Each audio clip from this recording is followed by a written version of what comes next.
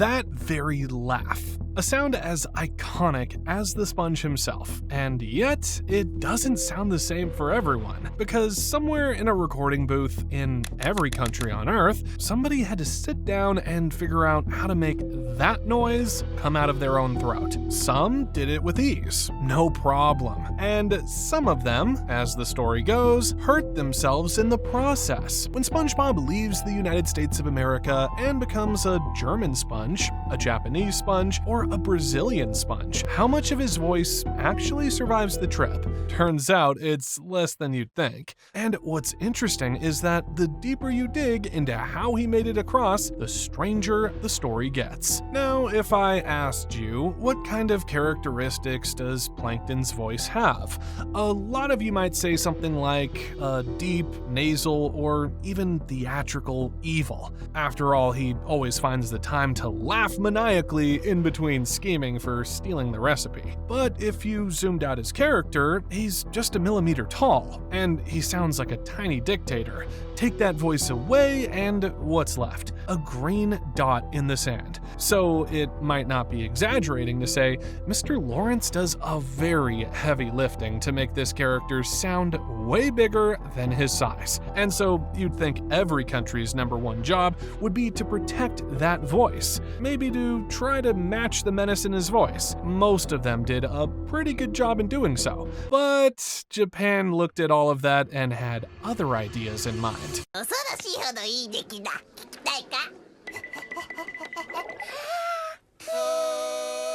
Yeah, you're not hearing that wrong. It's the voice of a woman instead of a man. I still couldn't find a real reason as to why they did it in the first place, but I have a pretty good guess. Now, if you're not familiar with the anime industry or have never watched any anime in your life, which I really suggest you do, they have quite a specific trope in terms of voice acting. Oftentimes, very small characters, as in short characters physically, are often given small, high voices to match their appearance, I guess. And since Plankton is tiny in size, he's supposed to sound tiny as well. I mean, a villain the size of a grain of sand shouldn't boom. In fact, he'd sound like a squeak. It's not really a rules or a guide, and yet it's a common practice in Japan, considering women often voice young or small male characters for some of the biggest main characters in the industry. I mean, Monkey D. Luffy and Naruto himself. They both have a woman VA. So as weird as that Plankton voice sounds to you, that's not a budget problem. They actually had the option to use a male option and chose a woman instead. Whether or not that's the real reason, the effect is undeniable. The Japanese Plankton isn't a scary villain who happens to be small. He's a small thing at first, and a cute one at that. I mean, look, I'm not saying it's a bad thing or anything, but if you shut your eyes and replay that scene again, look me in the eyes and tell me, you don't hear the voice of a little kawaii anime girl. And if a voice can flip someone's character completely, what happens to a character whose whole identity is an accent? Because some of these characters aren't built on the fact that they came from a very distinctive background. A good example of that is that Krabs was a pirate or sailor in the past, which gives him a cheap, greedy with a salty sea captain cadence. But even that is quite hard to do, as the pirate trope for each region might be different, and as a result, Mr. Krabs loses a bit of his character. It's not really bad in his case, since almost every single dub I could find at least voiced him with a deep old man kind of voice. Yes, even the Japanese ones. But of course, if we were to think about how much he screams and yells in the show, there's gotta be one dub that, without a doubt, takes it a level above, right? Ihr glaubt, ich bin ein Roboter? Well, if anything, that gives him a lot more character in every anger scene. But what about Sandy? Sandy is a Texas farm girl. I mean, it's kind of her thing. You can translate English words to another language, but to use a Texas accent with another language, well, that's where the whole problem starts.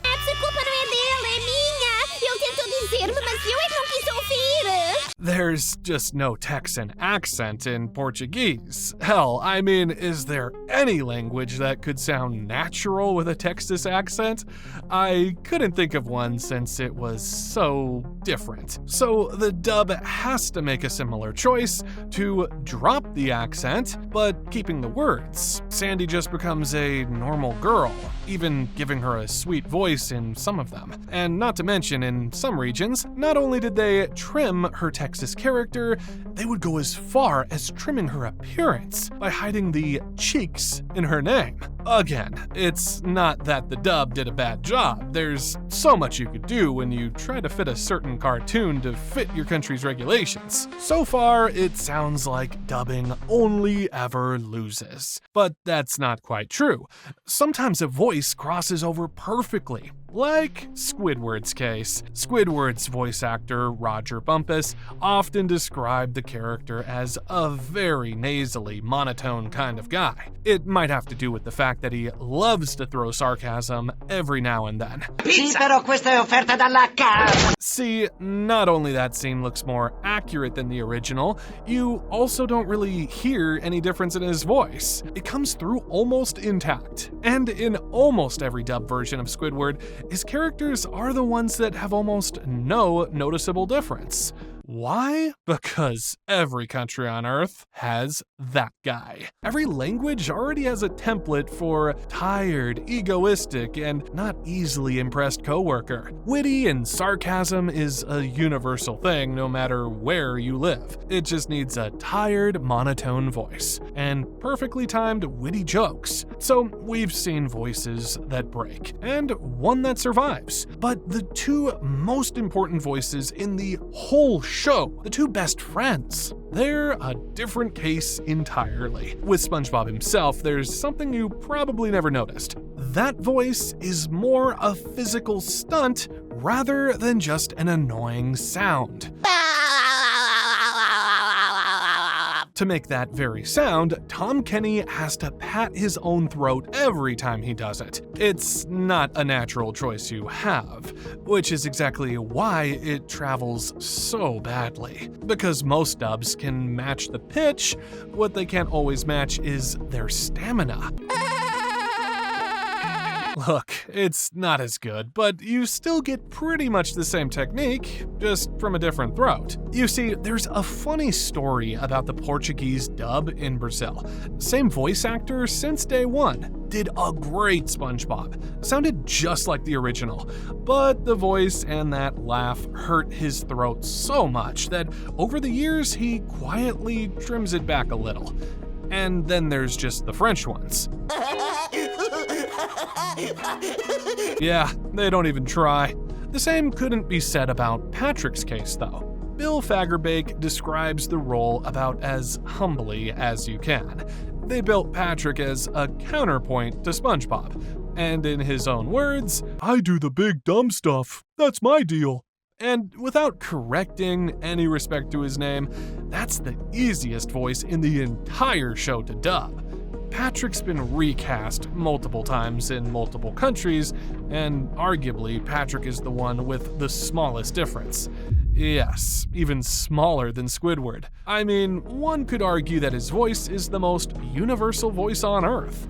Even a kid could somewhat mimic what a big, lovable idiot is supposed to sound like. You could probably do him right now. Which is almost ironic because when you think about what's coming. Because Patrick, the one character who crosses every border for free, is the same character who's in nearly every joke that can't be translated. And SpongeBob, especially early on, is full of jokes that don't just use English. They're welded to it, and when you try to move them into another language, oh, they don't get worse, they die. Here's the simplest version of the problem. 40 lashes. We'll probably get 40 lashes. Oh In English, this is free. Lashes mean two things. the whip and the eyelash, and the joke lives in that gap. Now try saying that in any other language. Almost nowhere else does one word mean both whipping and eyelash. So the translator is stuck with 3 bad options. Keep the whip and the eyelash picture, make no sense, or rewrite the joke into something else entirely, or just drop it. But that's just the beginning. Patrick has a lot more complex, literal jokes in the early runs of SpongeBob. Hey, a note! Yeah, but turn it over. There's a letter. You're right. It's 2 English puns stacked on top of each other. Note as a message or a musical note, and letter, which means either a male letter or an alphabet letter. English lets both flips happen in 5 seconds, but good luck rebuilding that anywhere else. Now, of course, not every play word joke is untranslatable. Some of them are idioms that are universal enough to be carried around with no problem. So long, shrimp. Shrimp as an insult means small guy, but that's not exclusively tied to the English habit. Most languages insult a small person with something that could be tied with this very specific crustacean. So it's safe to say that this joke didn't get butchered up, just Plankton's cute dog that still makes it regardless of the dub. Brace yourself, SpongeBob. This is my lab. And this is my laboratory. Now, just in case some of you still didn't get the jokes, lab is short for laboratory as well as a Labrador. And luckily, those 2 words are almost identical in every other language. In French, a lab is a labo. In German, labor. Some languages clip the word almost exactly the way English does, which means in those countries, the Labrador still works. However, I heard that a lot of people didn't really get these jokes immediately, especially when they were kids. So yeah, it kinda didn't land, but for entirely different reasons. And then there's my favorite category, the jokes that don't die and don't survive either. They mutate, for better or worse. Gee, Patrick, I didn't know you spoke bird.